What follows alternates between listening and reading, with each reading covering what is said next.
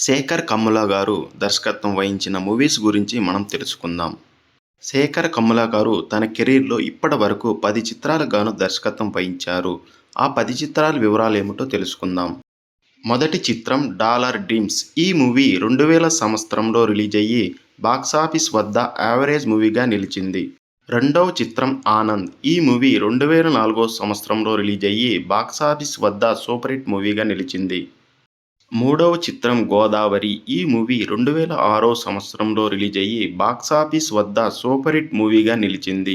నాలుగవ చిత్రం 'happy days'. ఈ మూవీ 2007 సంవత్సరంలో రిలీజయ్యి బాక్సాఫీస్ వద్ద బ్లాక్ బస్టర్ మూవీగా నిలిచింది. ఐదవ చిత్రం 'లీడర్'. ఈ మూవీ 2010 సంవత్సరంలో రిలీజయ్యి బాక్సాఫీస్ వద్ద హిట్ మూవీగా నిలిచింది.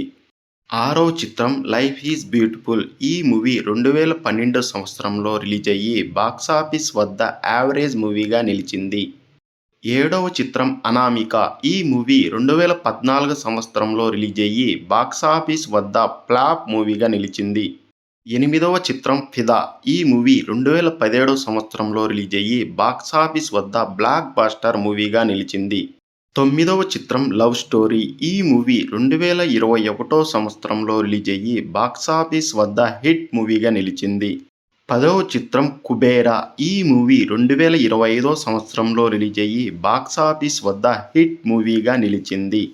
శేఖర్ కమ్ముల గారు దర్శకత్వం వహించిన 10 చిత్రాలలో కేవలం ఒక చిత్రం మాత్రమే ఫ్లాప్ మూవీగా నిలిచింది. మిగిలిన చిత్రాలన్నీ సక్సెస్‌ని చూశాయి.